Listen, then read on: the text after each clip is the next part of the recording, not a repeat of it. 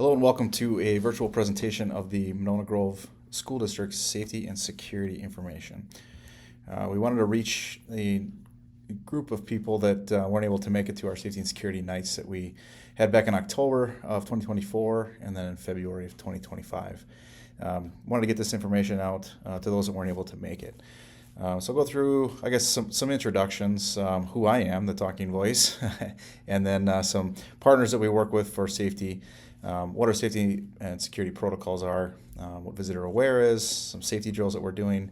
I like to get into standard response protocol and explain to you what those things are as a parent or guardian when you're getting that email that comes back to you, explaining what those things are if the school performed a drill that day or went into a certain status, help you understand what those are. I'll talk a little bit about staff training, what we do here, some prevention and threat assessments that we do if there is some kind of a threat or a comment made or a social media post or something like that. And then we'll talk about when there's a critical event, something that's going on, some of the things that are happening in the background. If we go to reunification, what that looks like from a parent perspective to give you some guidance. And then I'll talk a little bit at the end about things you can do to help us out and help your kids out to understand what we're doing here in the schools and how it's affecting them. So just briefly about me. So I'm the Safety and Security Coordinator for the Monona Grove School District. I also support the Middleton Cross Plains School District. Basically how it works is every other day I'm in a different district, but always available. If there's a crisis or something like that, I would come over to whatever school district needs my assistance that time. I do have a bachelor's degree in criminal justice. I have a background in the military, a couple tours overseas. I had 15 years in law enforcement. The notable parts of that is I was an SRO for 4 years, a school resource officer. So I worked in schools at the time, promoted out to sergeant. I did that for 6 years. I started doing active threat training stuff shortly after Sandy Hook Elementary. That event, like many others, really impacted me, and I wanted to really push strongly and use my passion for keeping students and staff safe. So I've been training that for several years now. But most importantly of all of this, I'm a dad, so I understand what it's like to be a parent and have your kids in school. You trust your kids are going to be safe and want to know that there's things in place that are there to keep them safe. So my intent with all of this is to hopefully give you some information that's helpful, make you feel a little bit better about what's going on in the schools and the things that we're doing to make sure your kids are safe. I work in regular collaboration with the police departments, fire departments. That's part of my role is kind of a go-between with them. I work very closely with the two SROs, so Officer Z. Lee out of Cottage Grove and then Officer Luke Wunsch with Monona. We talk pretty much on a daily basis about multiple things. We collaborate on a lot, and we work together to put together safety plans and things like that and drills and all the things. We stay in communication with things going on in the community as well. I also have pretty good, strong relationships with Chief Gary out of Cottage Grove and then Chief Cheney here in Monona. Again, regular talks, making sure that we're on the same page and we're doing best practices and we're collaborating with the responders that are going to be coming to help us out if we need it. So we'll talk a little about protocols here. So within the Monona Grove School District, we need to make sure that all of our exterior doors are closed and locked at all times. When I train this to staff, I use the term shell. We are creating a shell on the outside of our school to ensure that nothing can get inside that we don't know what it is or who it is. I'll talk a little bit more about that when we get down to the visitors. All classroom doors should be locked at all times. Now, the handle itself require that it's locked. However, we do allow certain devices like a magnet or there's a little metal flip thing, I'm not sure what the name of it is, that can quickly be removed from the strike plate on the door. So the door handle itself is locked, but we may allow those things over the door so that they can be removed quickly, and then there's no fine motor skills involved with trying to use keys or something to lock the door. They can just pull that magnet or device out of the way, close the door, and it's locked. Any exterior door that is open or unlocked for a certain period of time must be monitored by a staff member. So obviously at the lower grades and even the upper grades, we do have kids that are going in and out of the building during the school day. It could be recess, could be lunch, anything like that. So we do have doors that are open, but we monitor those areas with a staff member. All visitors must come in through the main entrance. So that's parents that want to come in and visit their student. That's contractors that are coming in to do some work. That's substitute teachers. It's all the things. They come in through the main entrance, and then we have our visitor management system and volunteer management system in the main office, which as a parent or guardian, if you've been to one of our schools, you'll see it's a visitor aware system. That's basically a tablet that does a number of things for us. So I'll talk about a little bit more on this slide. So anybody that's going to come into our building goes into the main office, and prior to leaving that main office, they have to sign in through Visitor Aware. Now what Visitor Aware does is it creates a profile for that person. So, and that's on the first visit. So once you've created that profile will stay with that person. But every time that person checks in, it's doing basically a background check for the sex offender database, FBI watch list, if there's some sort of child involvement in an injunction, or we can actually create an explicit ban.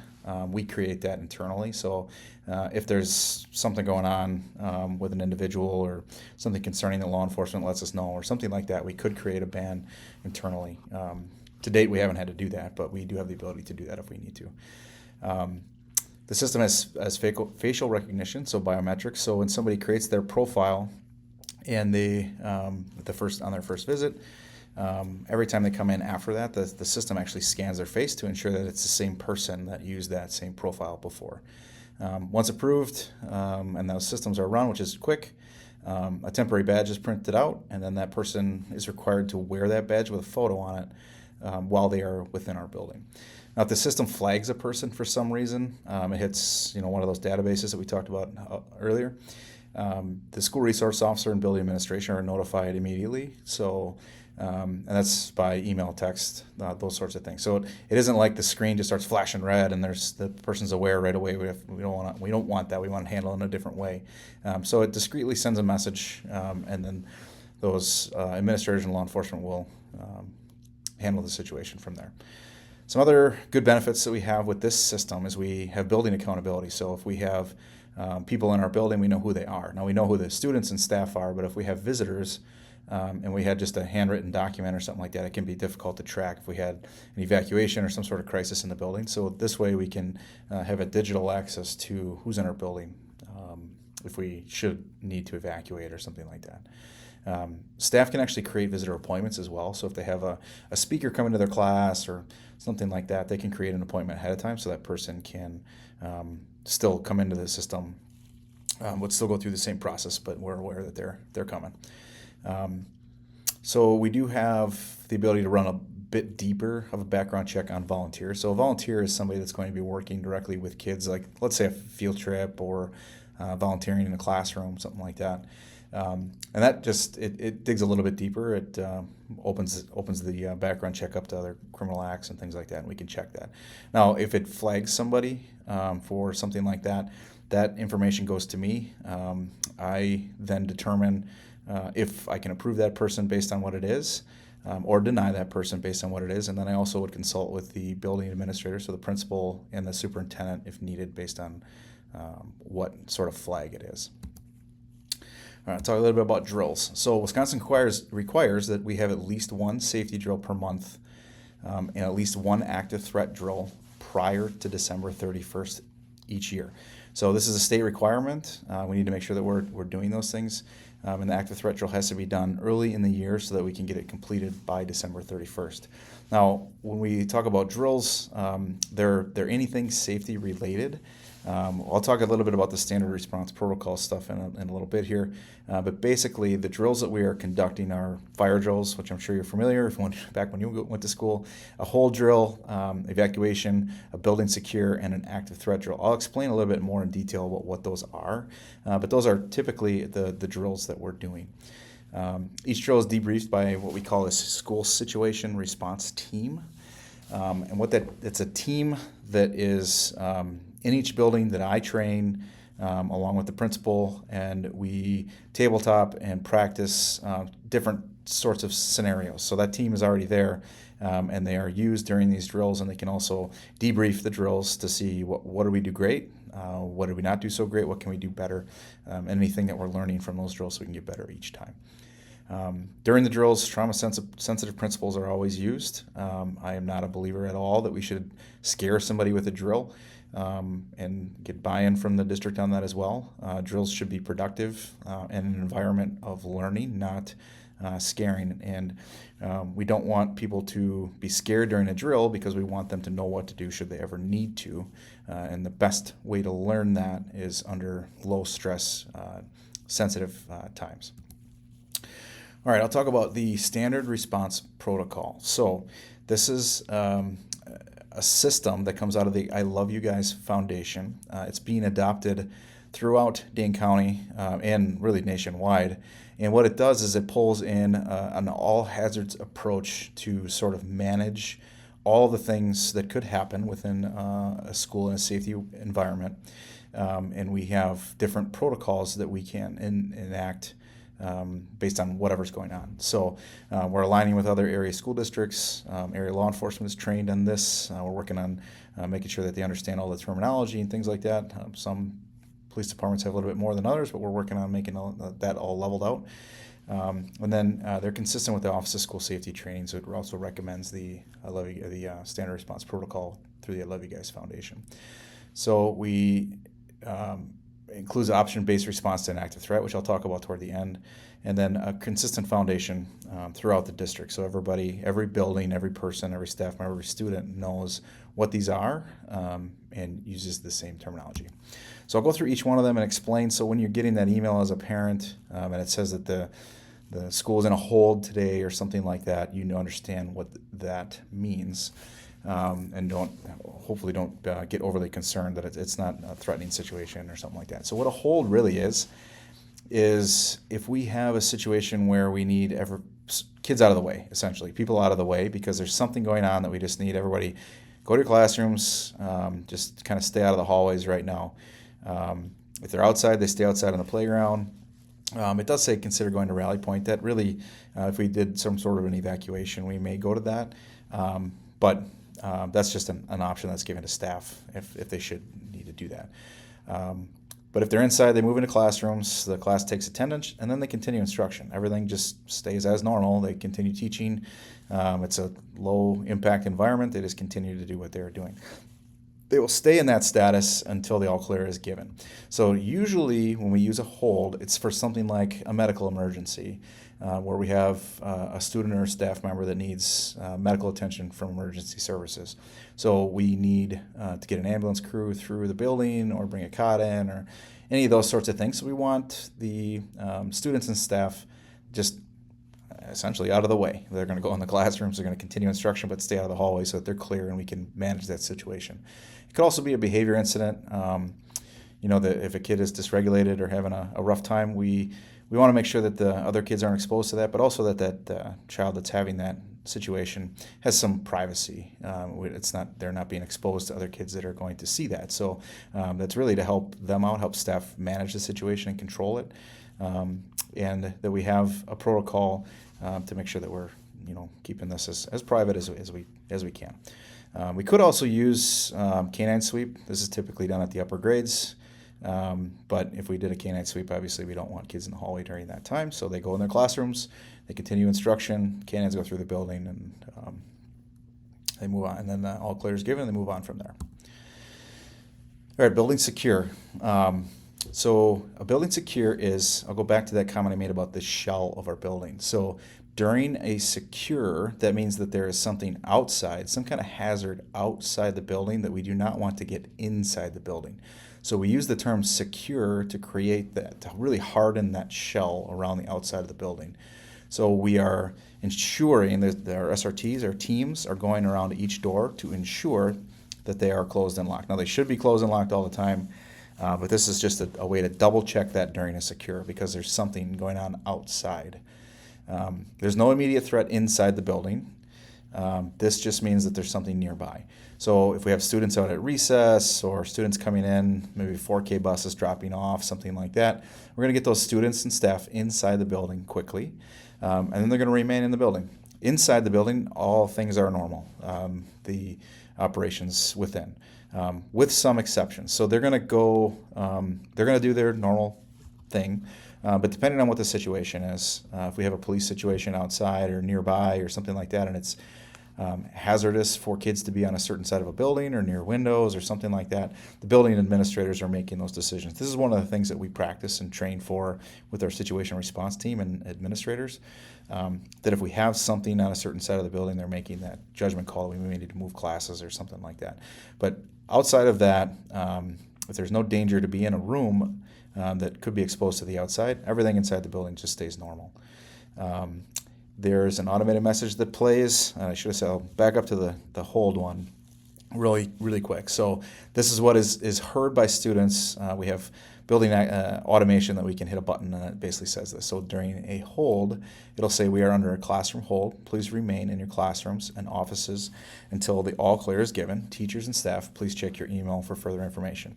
Then the administrator or designee will send an email out to staff to kind of give them a little bit more background, 1 or 2 sentence thing about what's going on. All right, I'm going to jump back to building secure. Sorry, I forgot that other part. During a building secure, so now this is the one where it's outside the building, a message is going to play and it's just going to say, "Attention, the building has been secured. Follow the secure building protocol." We also are going to send an email out to our staff, let them know kind of what, generally speaking, what's going on, and kind of give them some situational awareness about why the building is going into secure. But basically, secure means nobody in, nobody out. We get all of our students and staff inside. What's important to note for secure, as a parent or a guardian, is that during a secure, we are not going to open the door for anyone. That includes parents, that includes guardians, that includes visitors. And the reason is we don't want to expose that building to whatever's going on outside. So that means if there's a dentist appointment or something like that, and you're coming to get your kid, and you see a sign on the door that has those 2 hands and says secure, we are under secure protocol for something, and for safety reasons, we're not going to expose the entire building to that for one child or a couple children. So if you see those signs on the door, best practice is to get back in your vehicle and leave the area, because it could be unsafe for you to be out there as well. And then during that time, we'll be sending an email as well with some information that we're under secure to parents and staff, or parents and guardians. So I kind of got into this already, but what we would use this for is police activity outside. If as an example, during the tragic events at Abundant Life Christian Church in December of 2024, we put all of our district in a secure mode because we wanted to make sure that number one, that the danger is outside and nowhere near our buildings, but also it's a hazard when we have emergency vehicles that are driving around quickly to get to whatever is seen, and we want to make sure that our buildings are safe immediately. So we go into a secure until we understand the situation, and then we can start releasing that. So those of you that experienced that day, we went into a secure for all buildings in the district, and then after we established our emergency operations team, then we determined that Cottage Grove could be released. We released Cottage Grove, but we kept the high school in Winnequa in secure mode just because of the closer proximity, and we wanted to make sure that we're keeping students and staff safe during that time. We could also call it secure. There's a dangerous animal outside. Years ago, in a different district I worked for, we had a bear actually walk through and had been kind of wandering through the area. And obviously, if there's something like that going on, we don't want kids outside. There could be some other unsafe situation, a chemical spill or a gas leak nearby or a fire, car accident, some kind of hazard that we just don't want any of our students or staff to be involved in. We could call secure for. Hopefully that clarifies that one for you. Shelter you should be pretty familiar with. This is the old tornado drill, really. But the shelter drill is called for some kind of severe weather, some kind of event where we need to get to the secure structurally secure places within our building, the designated areas. The one thing I'll say about this is there are designated areas based on the architecture of the building that are designed to withstand things like a tornado or kind of some severe weather. So if we do call a shelter, staff and students are trained to go to those designated areas. Evacuation. This is another one that is just worded differently, but I'm sure you're familiar. We would use an evacuation for like a fire drill or a fire. We have designated areas outside the building that students and staff will go to get accountability, take attendance, make sure we have all the kids out of the building, and then the situational response team within the building is checking all of the different areas within the building to ensure that we are out. I'm proud to say that all of our buildings, I go there and watch them do this, and we time it, and they're all very, very fast. Like we're talking under 2 minutes to get everybody out of the building very quickly. So it's pretty cool. So during this time, we instruct students to follow teachers' instructions, stay together, go to the evacuation site, so the location that they're taught to go to. If the building is determined that we cannot go back inside the building, so let's say we evacuated for a fire or a gas leak or sewage backup or something like that. If we determine that the building we can't go back inside, we have a plan to go through what's called reunification, which we'll talk about at the end. Well, I already talked about a lot of these things, but this is the reasons that we would evacuate. So fire alarms, power outage, gas leak, other hazard that's going on inside the building. All right, now the lockdown. So a lockdown is only used for an active threat. The term lockdown has been kind of overused over the years, and we've been trying to make sure that everybody understands that this term is for an active, dangerous person that is trying to harm others within our school or on our campus.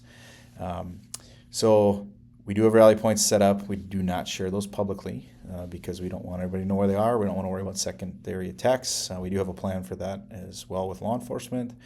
And I'm going to kind of break this down. This is the same thing I do for students and staff, but it's also important if you have never had some training in this, some best practices. So these aren't just for the schools. Decision making. If you are inside, you just decide whether you're going to escape or you're going to barricade. If you do not know where the threat is, barricade where you are, okay? Barricade yourself behind a door. No locked or barricaded door has ever been breached during an active threat. So somebody that's there trying to harm people is trying to find people. If you get behind a locked door, what's been happening historically is you get to the door, can't get through it, and they're moving on. So we really make sure that staff and students understand that. That's why we keep doors locked all the time. If the active threat system goes off, we get into a classroom, we get into a space that we can close and lock. Now, if you do not know where the threat, I should back up. If you do not know where the threat is, the reason I say barricade rather than escape is if you don't know where the threat is, you could potentially run right into it. So if you don't know where it is, your best practice is to get behind a locked door. Now, if you do know where the threat is and it's close, barricade where you are, escape, run away, get away from it, okay? Whatever it is, if there's something happening right in front of you and you don't have the ability to barricade, you can run away. Using angles, using any means possible to get away from that bad situation. Now, if it's far away, there's a dangerous situation happening on the other side of the building. Students and staff are trained that they can't escape, they can't run out of the building. That is a good practice. We just want to make sure that we know where the threat is and we know that it's far away from us. So during an active threat, we have building automation. Actually, all of the things that I have been talking about here, all the standard response protocol, we can activate any of those through our clocks and speakers system. They are clocks that are all over the wall. They're digital, they're red. You may see them when you're walking in our hallways. We have the ability to quickly send a message to those for any of these protocols. There's lights on the sides of them that will flash to get your attention if it's loud. It will scroll a message in that red to describe whatever the situation is, and then it also will have an audible message. So the audible message that somebody would hear during an active threat is attention. there is an active threat, follow the lockdown protocol. It's going to go through that once in English, once in Spanish, and then it's going to do the same thing again, once in English, once in Spanish. So all of our buildings have these automated systems. We have pull stations in designated areas within the building. What the pull station does is, the idea is if there's an active threat, we want something very, very quick that can be activated by the building, and it will automatically announce the threat through all of our clocks. It will automatically play that recorded message. It will shut off our key card system except for law enforcement and certain administrators so that we can contain whatever it is and not allow further movement within the building.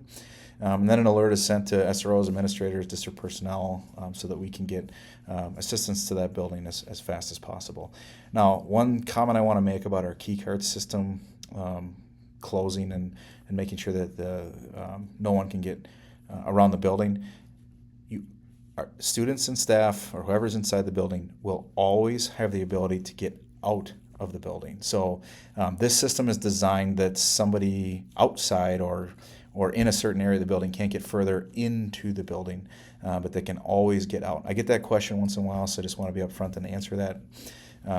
That students and staff will always have the ability to get out. That's a fire code, and also I want that from a general safety perspective. If we have something going on inside the building, I want them to be able to get out. So even though the doors are going to close and lock, and the building is going to be segmented off, they still will be able to move toward an exit and get out of the building if need be. Put this on its own slide because it's so important, and I really harp on this with anybody that I do the training with, especially students and staff, is that no locked or barricaded door has been breached during a school violence incident. So when we talk about decision making, if under that amount of stress, the only thing you can think of is get behind a locked door, that's okay. Do that. Get behind that locked door and be safe. Law enforcement will come take over this situation, and they will get to that person that's barricaded in and protect them. All right, I'm going to switch gears here to staff training and what we do. So all our buildings go through, all our staff go through training in all hazards. It's all this stuff, the whole standard response protocol. Comment I want to make is about Granite Ridge. So when I first started here, I got a lot of comments about Granite Ridge, and I really took a deep dive into understanding the building systems and the best practices that we can have for that building. So I put together a couple sessions of specialized training with Granite Ridge to increase their understanding of decision making, increase their understanding of the building automation, and we built in scenarios to teach staff and then students on based on what information they have, the best practices that they can do using that building. I've gotten those questions and concerns just by the building design. I will say that the automation in those buildings is great. We do have some really, it is a safe building. It looks a little strange with all the glass classrooms and things like that, but that's why we went in and gave them a very specific understanding about how to react within that building. All right, I talked a little bit earlier about our building situation response teams. I do multiple training sessions with them where we'll pull that team together and we will tabletop a situation. So I'll just throw a scenario at them, and then we will talk through that scenario and what our response would be down to each individual action. We'll debrief that situation, and then during our drills, that same team has their functions during drills, so they get to practice that live time, and then they debrief it, and we talk about those as well. We have the state mandated training on through the Department of Public Instruction on threat warning signs. So learning what behaviors somebody may exhibit that may be on the path to violence, so that we can make sure that we get that person some help. I'll talk a little bit about threat assessment stuff in a minute here. We also have monthly safety drills, which we talk about multiple times already. All of our training is age appropriate and trauma sensitive. So the high school is going to get a little bit more in-depth training. Middle school, we get down to the lower grades. It really gets down to listening to the teacher, following their instructions. It's not the time to goof around, that sort of thing. Where to go for the rally points, where to run if you need to, those sorts of things. All right, let's talk a little about prevention. A big thing that we want to make clear is that school violence is not impulsive. There's been, unfortunately, many incidents throughout our country of school violence, and all of those we learn something from. So we really dig deep and dissect that situation and find out what happened, what led up to somebody thinking that they needed to commit violence at a school. And what we've learned is that there is a path, a defined path to violence. And along that path, we are able to identify certain indicators that somebody's on that path, and then we work to get that person support to drive them away from that path to violence. I can't speak for others. Things that have happened, obviously, there are some things that have happened at other schools and throughout the country and our county, unfortunately. But all of these things, we're identifying things that we could do to prevent these. So we do have a threat assessment process. So if somebody uses threatening language or actions, or they make a social media post, we will initiate a threat assessment. So that threat assessment that we use is the Behavioral Threat Assessment and Management process through the Wisconsin Department of Justice Office of School Safety. So that's been developed, vetted. I think they're on version 3 now. They keep getting updated and better. And that is basically a series of documents with some triage in it to determine what kind of thing that we're dealing with. Is this a credible threat? What supports does this kid need? And it really digs deep into all aspects of that person making the threat so that we can understand what support they need. And then it also enacts certain supports and certain things that we can do to help that kid. Now, it could be a behavior plan, it could be a safety plan, it could be suspension, expulsion, it could be all of those things.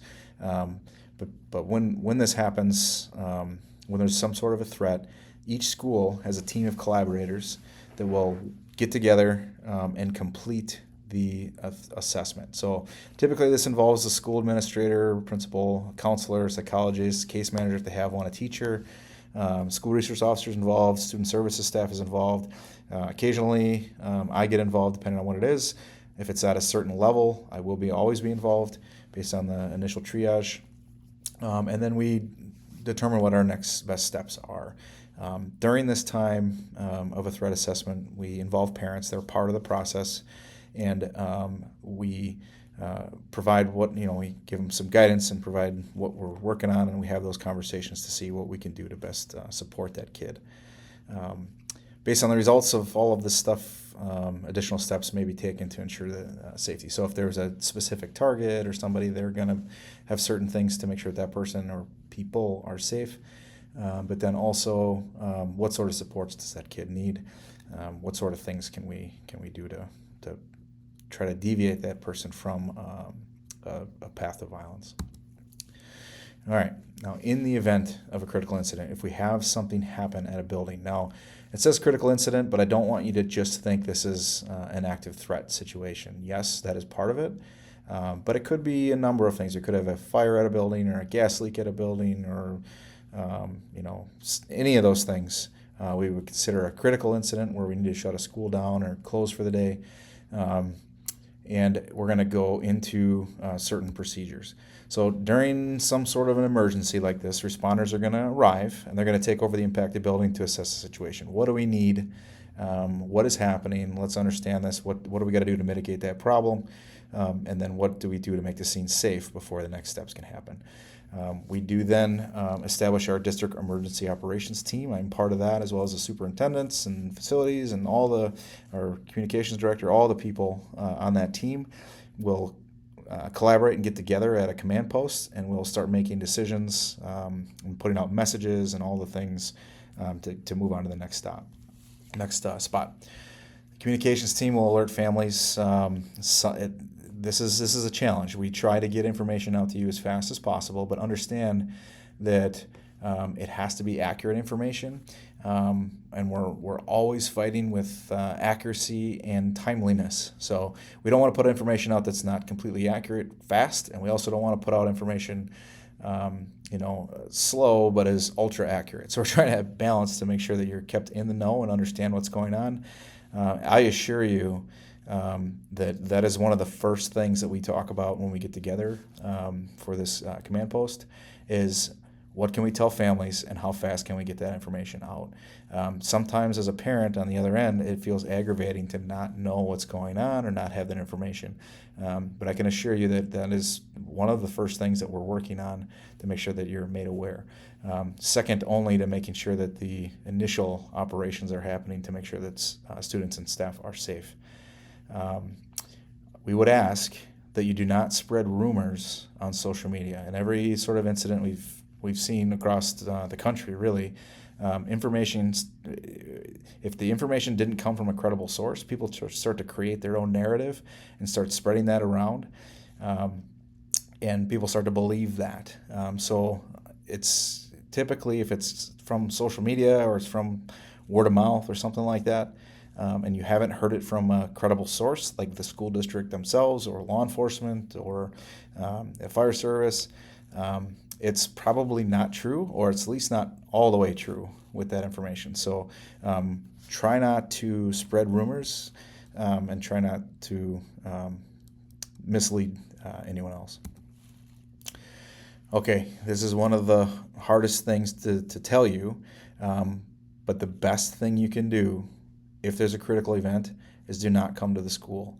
During that time, emergency responders are showing up, district responders are showing up, and what they need to do is they need to establish an inner perimeter to contain whatever's happening, and then an outer perimeter to basically keep anything else out of that situation. So the reason that's important for a parent to understand is we have only so many resources, and if a situation is happening, we need to make sure all of our responders can focus on that event, on that inner perimeter, and control that situation, and then we can start managing the scene. If people start showing up, and they're showing up to that outer perimeter, we need to pull resources from somewhere to make sure that that outer perimeter is contained. So what that means is we will have to divert resources that could otherwise be managing the situation to make it more efficient and effective.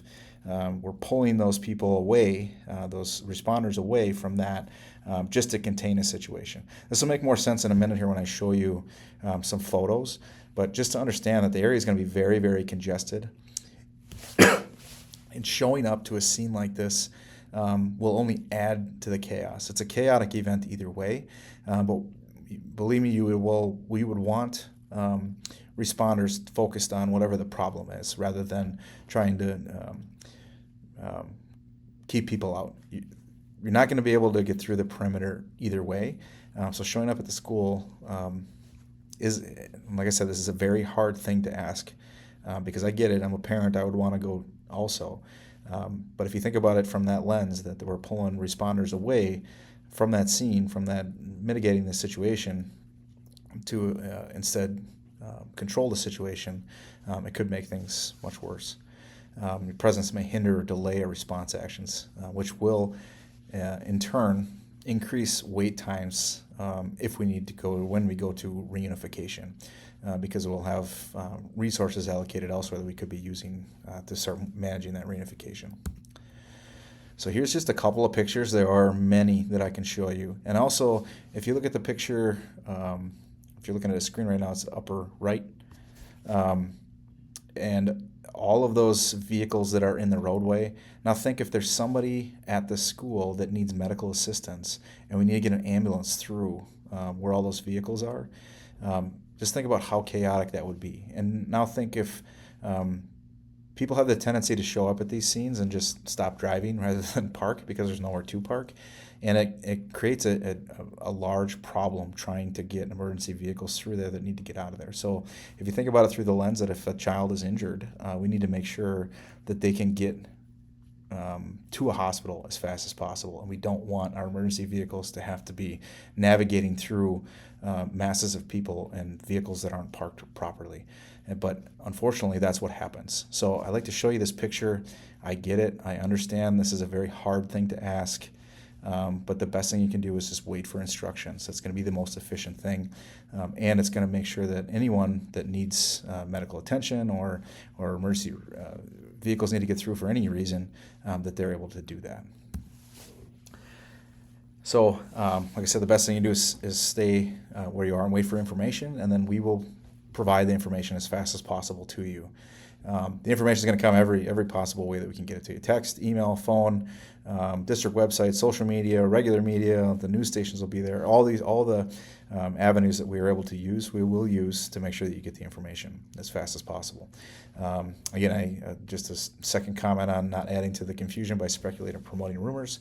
The district will share a reunification site when the situation has been resolved. Now, we don't share our reunification sites with the public and even with parents, because just like an impacted school becomes congested, if everybody goes to the reunification site, we will not be able to set up at that reunification site prior to being ready, and we may have to deviate to a different building or a different facility because we're not able to set up there, which would only hinder the process even longer. Not only that, but we also don't want to share out our reunification sites just on the off chance that there may be a planned secondary attack or something like that. We want to make sure that everybody's safe. We're able to do this efficiently. So we don't share out the reunification sites for those reasons. I've gotten the question before from parents that they want to know. Believe me, I would like to tell you, but if we tell a few, then everybody's going to know. And then if we do that, the scene at the reunification site will become overwhelmed, and we will have to deviate, which could add hours to the reunification process. The thing I'll add on here on the bottom in bold here is make sure that your information is up to date in Infinite Campus. It's just a plug to make sure that your emergency contacts are there, your phone numbers are correct, your email is correct, all the things on there are correct, your information, the guardian information are correct, because if we go to reunification, we need to ensure that we are releasing that child to the correct person, and we have a whole process to verify that through Infinite Campus to make sure that we're releasing it to the right person. Just a note on cell phones. I've gotten this question before, so I want to answer it to everyone. If students have cell phones during an incident, they can text you, yes. Staff can, we don't tell them not to send you an email saying they're okay, things like that.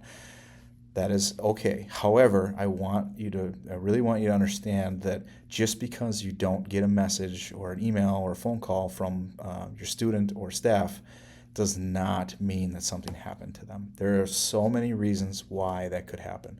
The phone may not be with the child during the time. We have policies in certain buildings, no phones, and we have younger ages, all the things. Reception is always a problem. Anybody that's had a cell phone has had reception issues at some point, so it could be that. And then during a critical incident, everybody's trying to make phone calls, including emergency responders. And so cell phone towers can only manage so many calls at one time. So what happens is calls start getting dropped or blocked or just can't get through. That's one of the major issues with communication in an event. So I tell you all that because, yes, if your kid can give you an update, I would like them to do that. If a staff member can give you an update, I would like them to do that. But I understand that it may not be possible, but that does not mean that something happened to your kid. Be ready. Once we give you the information, where the reunification site's going to be, then show up. Now, we would ask that only one guardian or one parent shows up at the site.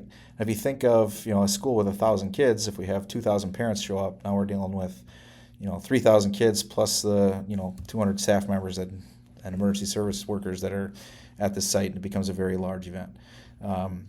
So one will be more efficient for us. Have a photo ID ready. We need to verify people's identity before we can release a child to them. Communicate with other family members to establish who will go to the reunification site. So make sure that you're having those internal conversations with your family members. or who's going to go.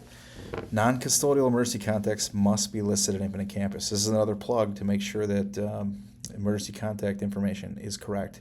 Let's just say, for example, you're on vacation and grandma or grandpa or somebody like that is watching your kid.